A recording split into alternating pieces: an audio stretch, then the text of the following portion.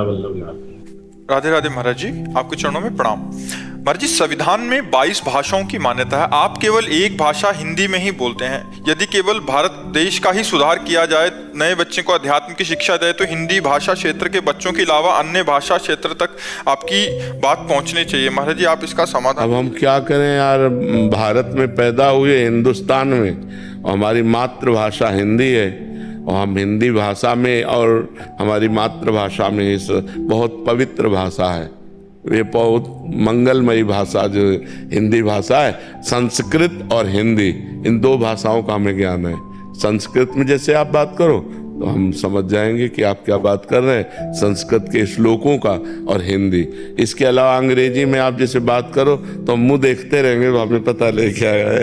हाँ, कुछ शब्दों का ज्ञान है जो बोलचाल भाषा में बोले जाते हैं ना। हाँ, कुछ जैसे अटैक, माया तभी अटैक करेगी जब आपको, तो अब ऐसे कुछ शब्द है जो मिश्रित है उनमें। इस पॉइंट को आप नोट कीजिए। तो पॉइंट अंग्रेजी से तो कुछ ऐसे शब्द है जो अंग्रेजी के आ जाते हैं, बकाया अंग्रेजी का ज्ञान है। क्या तकनीक का सहारा नहीं ले सकते महाराज जी? अरे तकनीक तो बेईमानी कर रही है आजकल, नहीं कर रही है। किसी की भी आवाज से किसी को कुछ भी बुलवा दे। एक हमको हमारा ही वीडियो दिखाया कि दीपावली आ रही है, आप ये लीजिए, आप ये लीजिए तो आपको बड़ा शुभ होगा। हमने कब बोला? तकनीकी से सब बुलवाया जाता है। लिखित को तो आ सकता है महाराज जी, जैसे हिंदी में आपका कोई एक वाणी है, ब्रह्मचर्य के ऊपर है, तो उसको हम अलग अलग भाषाओं में बदलाव कर सकते हैं महाराज जी। बट आपकी भाषा का फिर मिसयूज होएगा महाराज जी। हम एआई के माध्यम से कर सकते हैं, बट उसको इतनी सारी भाषाओं में, अच्छा उसमें ऐसा है कि महाराज जी जो लिखो वही बोलेंगे आप, उसमें सॉफ्टवेयर में जैसा लिखेंगे या जैसा उसको पढ़ाया जाएगा वैसा ही बोलेंगे। अच्छा, फिर वो अन्य उसका दुरुपयोग कर सकते हैं, इसलिए महाराज जी एआई के माध्यम। तो लोग कुछ का कुछ भी मतलब अपनी बात को रख रहे हैं महाराज जी। वो बहुत सारे आजकल वीडियोस आ रहे हैं, कुछ मतलब आप प्रचार प्रसार कर रहे हैं कि ये पानी पिए तो बहुत अच्छा होगा आपके लिए। तो हमें लगता है कि अगर हमारे हिंदुस्तानी सुधर जाए तो इतना ही हमारा बहुत बड़ा बाबा जी बनना सार्थक हो जाएगा। तेलुगु, मलयालम, बहुत भारत में बहुत भाषाएं जहाँ की जरूरी है आपकी वाणी को पहुंचना, तो उनको हाँ कन्वर्ट करके भले भेजा। हाँ, या ऐसा करें तो। विक्की कुमार जी, राधे राधे महाराज जी। महाराज जी, आपके श्रीमुख से सुना है कि अंतिम समय में प्रभु का नाम लेने से भगवत प्राप्ति हो जाती है, लेकिन देखा गया है कि अंतिम समय में इंसान का नाम मन पे कोई कंट्रोल रह जाता, ना जुबान पे। तो महाराज जी, इस समय में अगर जब जीवन भर भजन का अभ्यास किया जाता है तो अंतिम समय अपने आप नाम स्फुरित होने लगता है। जब हम जीवन भर भजन नहीं करते, प्रपंच करते हैं, तो वही प्रपंच अंतिम समय आता है। फाइनल जो होता है वो हमारे हाथ में नहीं होता है, अंतिम समय हमारे हाथ में नहीं होता है। उस समय बेहोशी स्थिति होती है, बड़ा दुख होता है, मरने के समय बड़ा कष्ट होता है। तो उस समय अगर हमने जीवन में भजन किया है तो अंतिम समय भजन स्फुरित हो जाएगा। अगर नाटक किया है तो माया स्फुरित हो जाएगी। अगर हम भजन किए हैं और हमारी स्थिति ये हो गई कि हम बिल्कुल बेहोश हो गए, मरने का समय, उस समय भगवान उसके हृदय में स्फुरित हो जाते हैं। क्योंकि जीवन भर भगवान का आश्रय लिया, भजन किया, तो अंतिम समय उसका बन जाएगा। जो जीवन भर भजन करता रहा है, जीवन भर अभ्यास किया है, भगवान के आश्रित रहा है, अंतिम भगवान संभाल देते हैं। भगवान कहते हैं उस समय मैं उसके हृदय में मंत्र बनकर, नाम बनकर स्फुरित होने लगता हूँ। उस समय अपने आप चलने लगेगा, राधा राधा राधा, कृष्ण कृष्ण कृष्ण। अब जीवन भर गंदे आचरण के, प्रपंच के, तो अंतिम समय कैसे भगवान का नाम याद आ जाएगा? परम पवित्र भगवान का नाम जीवन में लिया नहीं तो अंतिम समय कैसे याद आ जाए? इसलिए फिर अंतिम समय नहीं आता। वही फोटो खींचती है, जैसे अपने खींचो ना, तो जैसी आकृति होगी वैसे। तो उस समय जैसे आपको आपका कर्म आपको सुअर बनाना है तो आपके चिंतन में वही आ जाएगा और आप अगला जन्म सुअर का बनेंगे। आपको प्रेत बनना है तो आपके दिमाग में वही आ जाएगा। अंतिम समय वही चलेगा और वही आपकी दुर्गति हो जाएगी। आपको भगवान को प्राप्त होना है तो अंतिम समय भगवान याद आ जाएंगे, भगवान को प्राप्त हो जाएगा। तो जीवन भर इसीलिए अच्छे आचरण किए जाते हैं, भजन किया जाता है कि हमारी मृत्यु सही हो, हमारी मृत्यु का समय भगवान का स्मरण हो जाए, इसीलिए भजन किया जाता है। पूर्व में तो बहुत सारा पाप किया मैंने, लेकिन आपके कृपा से वो बहुत जीवन में बदलाव आ गया। जी अब सारा पापाचरण छोड़ दिया हूँ। जी। बस अब ना आपकी कृपा से बस जीवन बदल रहा है। हाँ, खूब नाम जप करो तो पीछे का पाप भी नष्ट हो जाएगा, आगे पाप होने की संभावना नहीं रहेगी। खूब नाम जप करो, कोई गलत आचरण ना करो, तो पीछे के जितने पाप हैं वो सब भस्म हो जाएंगे, वो भोगना नहीं पड़ेगा। नाम जप के प्रभाव से सब नष्ट हो जाएंगे। जी। सुशीला जी। राधे राधे। राधे राधे महाराज जी। महाराज जी, आजकल के समय में बच्चे चाहे अपनी पसंद से शादी करें या माता पिता की पसंद में, दोनों ही परिस्थिति में परिणाम अच्छे नहीं आते। ऐसे में हम कैसे पता लगे कि शादी अच्छे आएंगे कैसे? अच्छे आएंगे कैसे? आजकल बच्चों और बच्चियों के चरित्र पवित्र नहीं है, तो अच्छे कैसे आएंगे? हमारी माताओं बहनों के पहले रहन सहन देखो। बूढ़ी, हम अपने गांव की बता रहे हैं, बूढ़ी थी पर इतने से नीचे इतना। और आज बच्चे बच्चियां कैसी पोशाकें पहने हैं, कैसे आचरण कर रहे हैं। एक लड़के से ब्रेकअप, दूसरे से व्यवहार, फिर दूसरे से ब्रेकअप, फिर तीसरे से व्यवहार, और व्यवहार व्यभिचार में परिवर्तित हो रहा है। कैसे शुद्ध होगा? मान लो हमें 4 होटल के भोजन खाने की जबान में आदत पड़ गई है, तो घर की रसोई का भोजन अच्छा नहीं लगेगा। जब 4 पुरुष से मिलने की आदत पड़ गई है, तो एक पति को स्वीकार करने की हिम्मत उसमें नहीं रह जाएगी।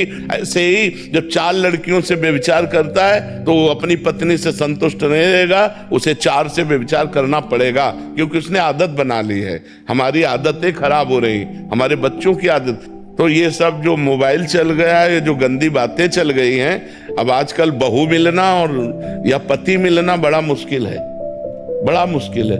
100 में कोई 2-4 कन्याएं ऐसी होंगी जो अपना पवित्र जीवन रखकर किसी पुरुष को समर्पित होती होंगी। कैसे वो सच्ची बहू बनेगी? जो 4 लड़कों से मिल चुकी वो सच्ची बहू बनेगी, जो 4 लड़कियों से मिल चुका वो सच्चा पति बन पाएगा। तो अब ये हमारा भारत देश धर्म प्रधान देश है। अब जो हमारे देश में गलतियां घुस गई हैं, विदेशी ये माहौल घुस गया है। ये लिव इन रिलेशन क्या है? गंदगी का खजाना, गंदगी का खजाना। अरे हमारे यहाँ पवित्रता के लिए जान दे दी। जब मुगलों का आक्रमण हुआ तो पवित्रता के लिए जान दे दी, लेकिन छूने नहीं दिया शरीर को। और आज वही बच्चे, ये सब क्या है? अपने पति के लिए प्राण देने की भावना हमारे देश में रही है कि हमारी जान चाहे चली जाए, मेरे पति का बाल बांका न हो। और यहाँ पतियों के साथ ऐसा व्यवहार हो रहा है। अपनी पत्नी को प्राण माना गया है, अर्धांगिनी माना गया है। कहाँ हमारे देश की ये भाषाएं गई? ये इसीलिए हो रहा है क्योंकि पहले से व्यभिचार हो रहा है। नहीं, हमारे यहाँ बहुत पवित्र व्यवहार माना गया। ब्याह हुआ, पूरे गांव के देवी देवताओं का पूजन होता था, बुजुर्गों के आशीर्वाद लिए जाते, तब वो गृहस्थ धर्म में जाते थे। आज पहले ही वे विचार किए बैठे हुए हैं, पहले ही गंदे आचरण किए बैठे हैं। क्या जाने उस पवित्र धारा को, क्या मानेंगे पाणी ग्रहण को? नहीं, जिस पति ने पाणी ग्रहण कर लिया उसके लिए जीवन समर्पित किया जाता है। हमारा भारत देश है, हमारा विदेश नहीं कि आज इसके साथ, कल उसके साथ, परसों उसके साथ। तो माता जी, अब सबसे बड़ी समस्या है कि बच्चे बच्चियां ही पवित्र नहीं हैं। वो अगर किसी तरह से पवित्र मिल जाए तो भगवान का वरदान समझो। हम कहते हैं चलो जो बच्चापन में गलती हो गई, लेकिन ब्याह होने के बाद तो सुधर जाओ। बड़ा विचित्र समय, बड़ा विचित्र समय। दीपक गुजर जी। श्री हरिवंश महाराज। श्री हरिवंश महाराज जी। महाराज जी, क्या शरणागति होने के बाद जीव को अपनी चिंता नहीं करनी चाहिए? नहीं, शरणागत होने के बाद अपनी चिंता करना शरणागति में कलंक है। जब हम भगवान के भरोसे हो गए, और भगवान सर्वशक्तिमान है मालूम है? भगवान सर्वशक्तिमान है, भगवान सर्वत्र है, मालूम है? तो फिर यहाँ भी है, जहाँ भी है जैसे। और भगवान सर्व सुहृद है, बहुत प्यार करने वाले हैं, तो फिर वो हमें दुखी क्यों करेंगे? दुखी होना, चिंतित होना, उद्विग्न होना, ये शरणागति में कलंक है। निश्चिंत होना, निर्भय हो जाना, ये कब? जब निरंतर भजन हो रहा है, हम पूर्ण शरणागत हो चुके हैं, तब निश्चिंत हो जाओगे, निर्भय हो जाओगे, निशोक हो जाओगे। हर समय भगवान की कृपा आपको संभाले, ऐसा आपको अनुभव होगा। अभी अहम है जब तक, देहाभिमान है, अहंकार जब तक है, तब तक ये दुख, चिंता, शोक, भय अपनी करनी होती। अब अपनी चिंता करने का अधिकार कहाँ रहा? शरीर भगवान को दे दिया, मन भगवान को दे दिया, वाणी भगवान को दे दिया, स्वयं भगवान को समर्पित। तो जैसे ये मकान हमको दे दिया, तो अब इसकी चिंता करना तुम्हारा काम है कि हमारा काम है? तो हमने भगवान को अपना दे दिया, और भगवान वादा करते हैं योगक्षेमम वाहम्यहम्, मैं योगक्षेम का स्वयं भान करूंगा। तो फिर मुझे चिंता क्या करनी? मुझे चिंतन करना है, चिंता नहीं करनी। अपना बचा क्या जो मैं चिंतन करूं? जिसकी मैं चिंता करूं, अपना बचा क्या? बचा है तो शरणागत नहीं है। समझ रहे ना? क्या मेरे शरीर का क्या होगा, मेरा क्या होगा, पता नहीं ऐसा हो जाए कि ना हो जाए, पता नहीं भगवान ने मुझे स्वीकार किया है कि नहीं, मेरे में तो कोई लक्षण नहीं शरणागति के, ये सब नहीं। भगवान का मैं हूं, भगवान मेरे हैं, इतने मात्र से कल्याण हो जाएगा। अब निरंतर नाम जप करो। बिगड़ी जन्म अनेक की, अब ही सुधरे आज, होई राम को नाम जप तुलसी तज कुसुमाज। भगवान का आश्रय ले लिया, नाम जप कर रहे हैं, और कुसुमाज गंदी बातें छोड़ रहे हैं। ये मोबाइल बहुत खतरनाक है। अगर इसको आप ज्यादा चलाएंगे, रील देखेंगे, गंदी बातें देखेंगे, तो शरणागति की बात करेंगे लेकिन शरणागत नहीं हो पाएंगे। वो देहाभिमान पुष्ट रहेगा और गंदे आचरण होते रहेंगे। गंदे लोगों का संग, गंदे आचरणों का त्याग, भगवान का नाम जप, भगवान की लीला कथा, कोई न कोई शास्त्र स्वाध्याय, मोबाइल से सत्संग, ये सब ऐसे हमको जैसे धनुष बाण चलाने वाला तीर रखता है ना, ये तीर काम नहीं किया तो ये तीर काम करेगा। ऐसे ही हमको कि ये इस समय हमारा मन जप में नहीं लग रहा, कीर्तन में सुनो, कीर्तन में नहीं लग रहा, सत्संग मोबाइल से चला लिया, सत्संग में नहीं लगा, शास्त्र स्वाध्याय करने लगे। मतलब अच्छे कामों में हम इसको फंसाएं। मन को देखना चाहिए इस समय कहाँ लग रहा है। कभी कभी शांत मन होके जप में लग रहा है, कभी उसका मन नहीं लग रहा, जप में नहीं लग रहा। अब देखो ये किस में लगना चाहता है? बोले बोलने की बहुत इच्छा हो रही, वाणी का वेग आ रहा है, अब हम भगवान की कथा, स्तोत्र, नाम कीर्तन इसमें लगा दिया। सुनने की हमारी इस समय श्रवणेंद्रिय में वेग है, तो मोबाइल से खोल दिया, 1 घंटा 100 घंटा सत्संग सुना, अपने आप मन शांत हो गया। तो ये साधना में ये अस्त्र रखे जाते हैं कि इस समय हमारा मन क्या कह रहा है। कभी कभी मन ध्यान में लगता है, कभी बिल्कुल नहीं लगता। तो जब किसी में मन ना लगे तो सो जाए, लेकिन गलत आचरण न करे, गलत संग न करे, गलत लोगों से न मिले, मोबाइल टीवी न देखे, चुपचाप सो जाए। तो जब फिर जगेगा फिर भजन करने लगेगा। एकांत हट जाए। जब अपना मन खराब हो तो एकांत हो जाना चाहिए, या साधु संग करना चाहिए या एकांत हो जाना चाहिए, क्योंकि फिर उस समय गलत संग हो गया तो फिर हमारे संस्कार गलत हो जाएंगे। वर्तमान में तो गलत क्रिया हुई ही, लेकिन भविष्य भी हमारा खराब हो जाएगा। इसलिए बहुत सावधान। बहुत गंदी गंदी बातों का इस समय व्यवहार में प्रवेश हो रहा है।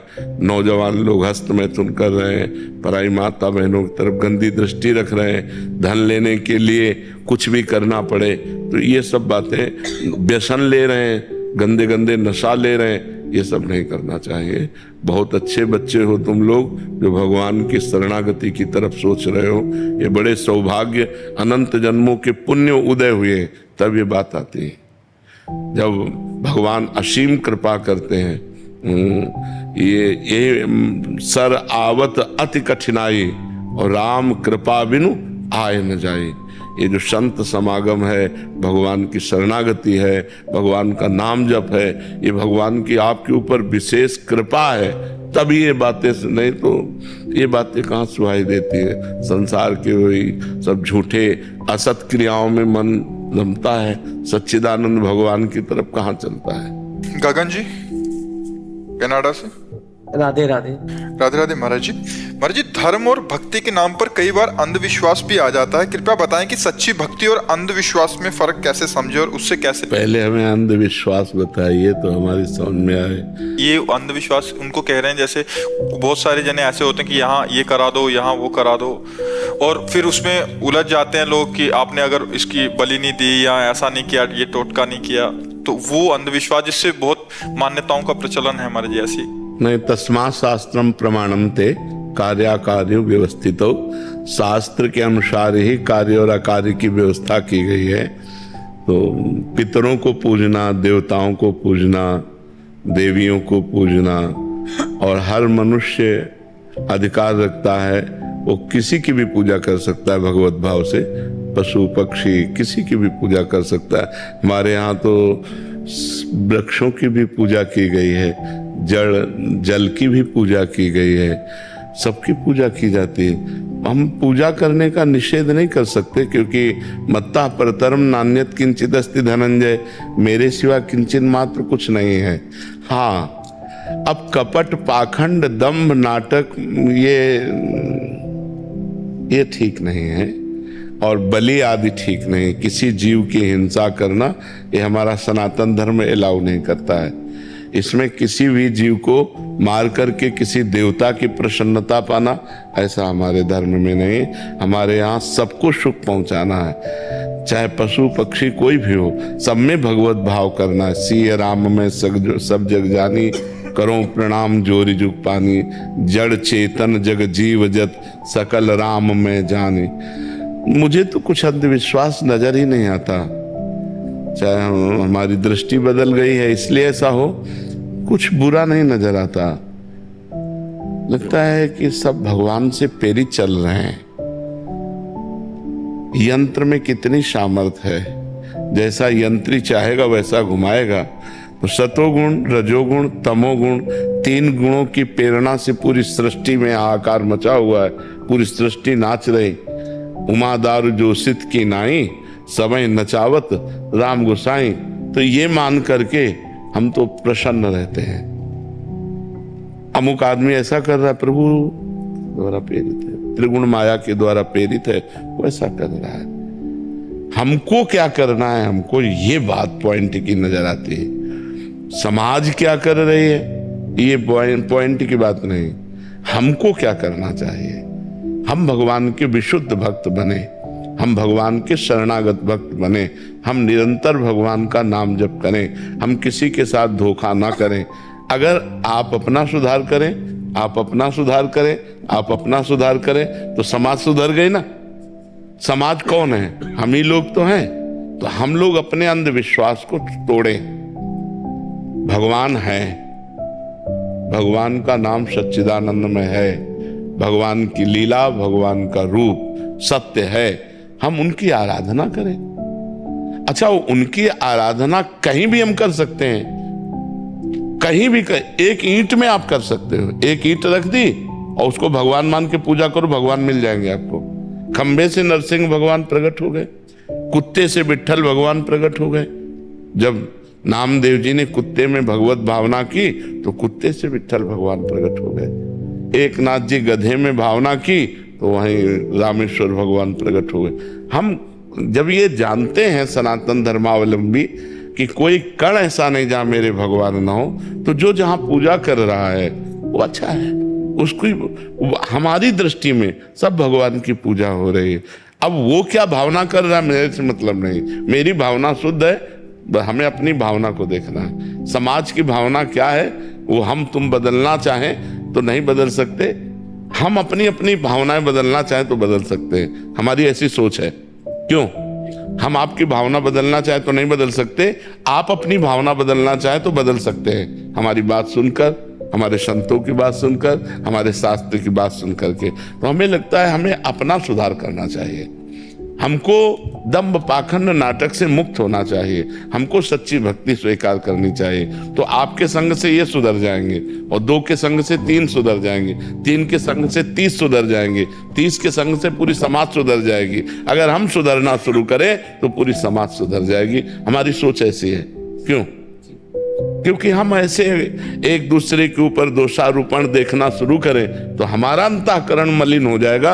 वहां क्या होता है वो तो बात अलग है। हमारा अंतःकरण मलिन हो जाएगा। परदोष दर्शन, परदोष श्रवण और परदोष चर्चा, ये जितना अंतःकरण को मलिन करती उतना कोई और कर्म नहीं करता। ये बहुत जल्दी अंतःकरण को मलिन कर देती। तो हम किसी के दोष देखें ही ना, हम शुद्ध मार्ग में चलें और जो हमारे संगी साथी हैं उनको शुद्ध मार्ग में चलाएं तो धीरे धीरे हमारा समाज सुधर जाएगा। देखो, जिसको धन की प्रधानता होती है वहां दंभ पाखंड घुस ही जाता है, और जहां भगवान की प्रधानता होती है वहां किसी का प्रवेश नहीं होता, वहां इन दोषों का प्रवेश नहीं होता, क्योंकि भगवान घन है, सच्चिदानंद घन। तो घन में प्रवेश की गुंजाइश नहीं होती। तो हम भगवान की शुद्ध भक्ति करें।